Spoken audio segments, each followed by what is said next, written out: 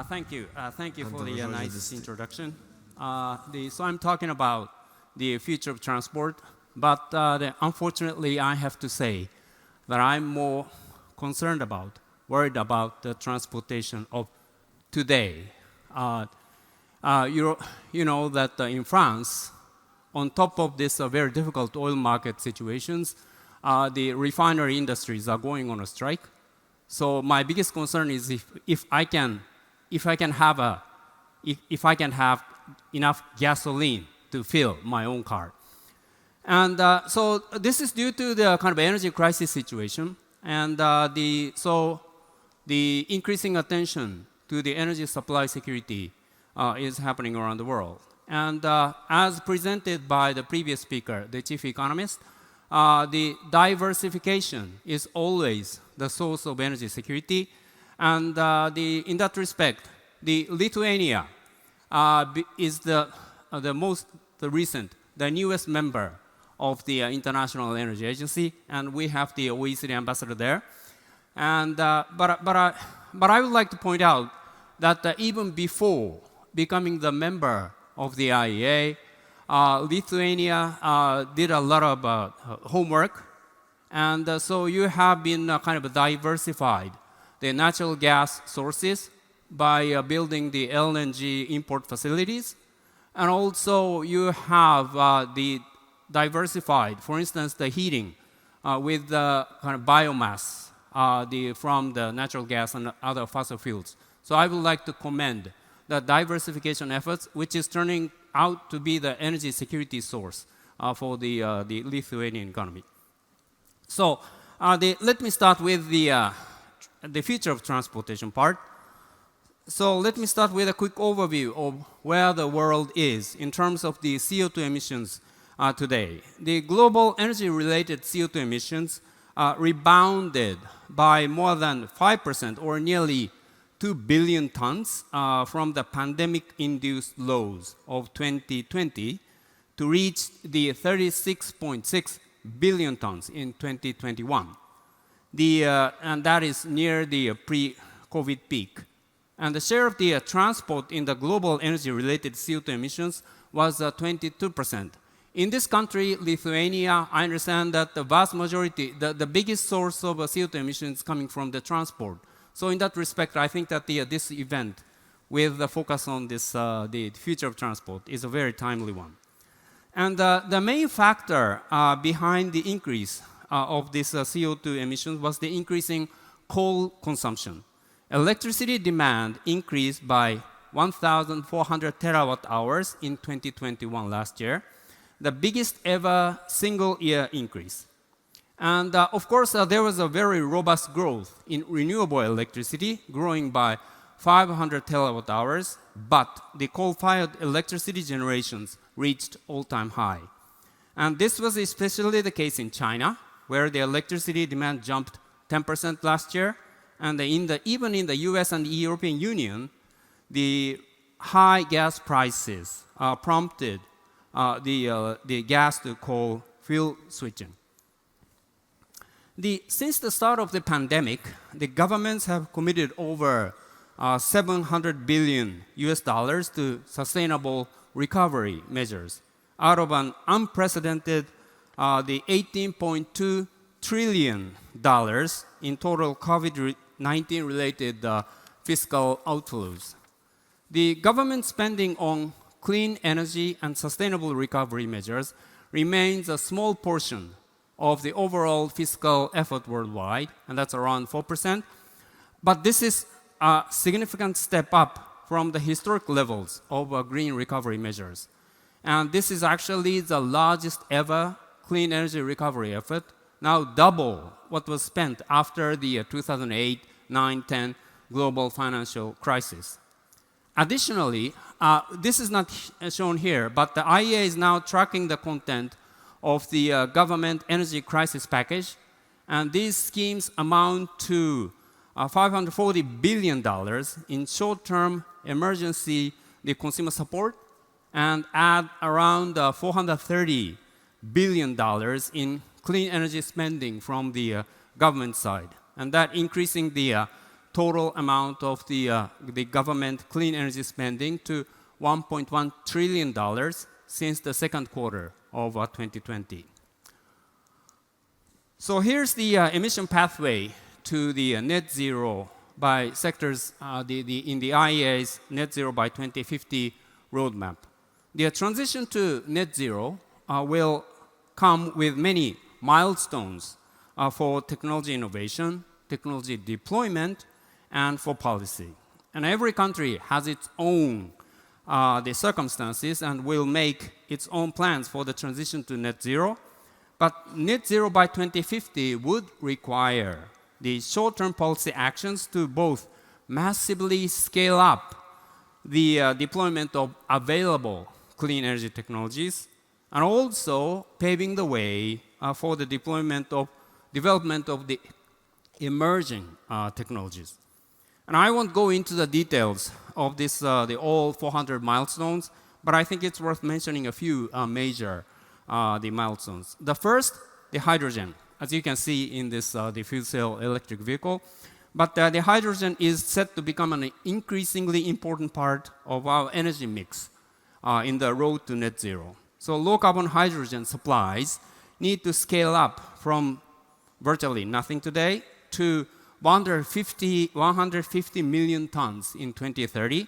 And that's a big increase in electrolyzer installations. In transport, there are no more sales of internal combustion engines cars from the 2035. All cars sold globally should be battery electric or the plug-in hybrid or fuel cell vehicle by this time. And electricity sector is the first sector to achieve the net zero emissions at the global level by 2040 and as early as 2035 overall in all advanced economies. The renewables become the dominant source of electricity generation. By 2050, almost 90% of total electricity generation is coming from renewables and almost 70% from solar PV and wind alone. Let me turn to the electric vehicles. So the clean energy future sounds like a science fiction, but a lot is already happening and approaching fast. So sales of EVs doubled in 2021 from the previous year to 6.6 million vehicles. And that's nearly 10% of global car sales were electric in last year. This brought the total number of the electric cars on the world road to 16.5 million. And this growth was led by China, which accounted for about half of the growth. And sales in Europe continue to increase, up 65% to 2.3 million. EV sales increased in the United States as well to 630,000 after 2 years of decline.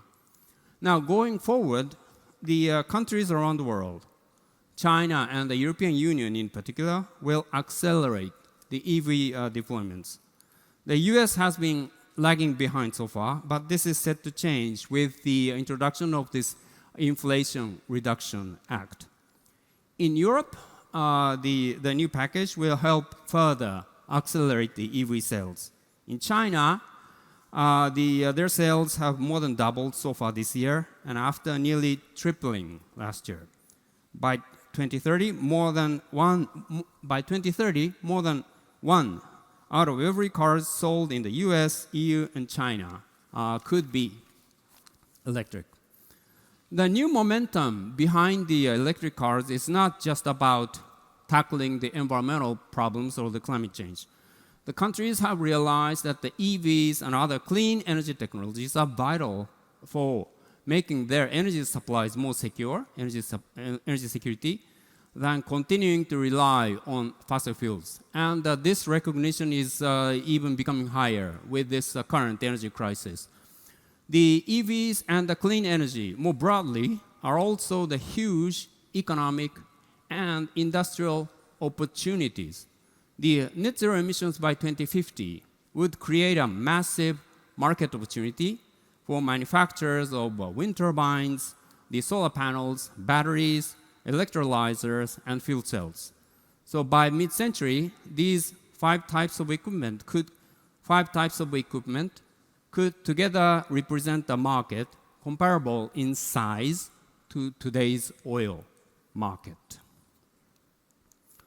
In 2021, the stock of fuel cell electric vehicles was over 50,000. And that's more than 55% increase from the end of 2020.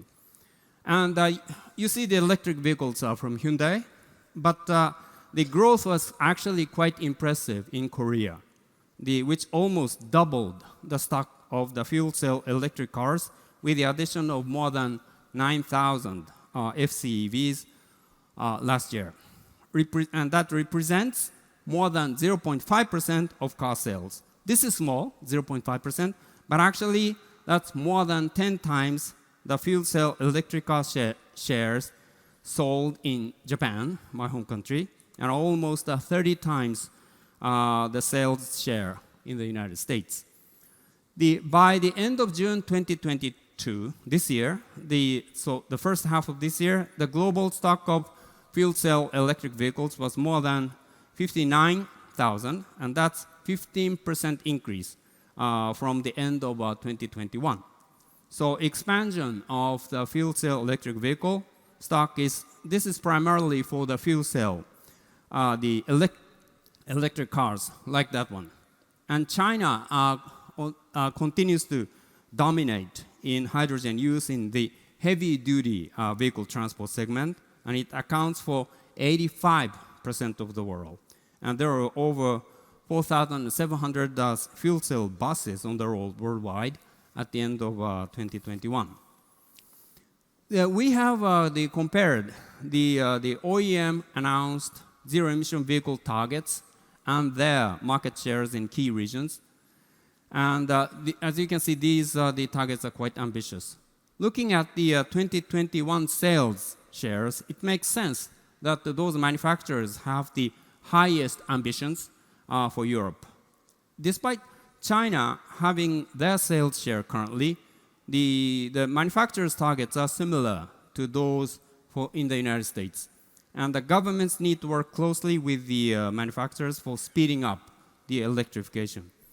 And this year, we've done the same analysis on the right-hand side for trucks. And we see the heavy-duty vehicles makers announcing targets for these sectors as well. So as I explained, the EV growth has been accelerating quite robustly, as shown in those previous slides. But I would like to present a kind of a caution against the excessive optimism in terms of the speed of EVs displacing oil demand.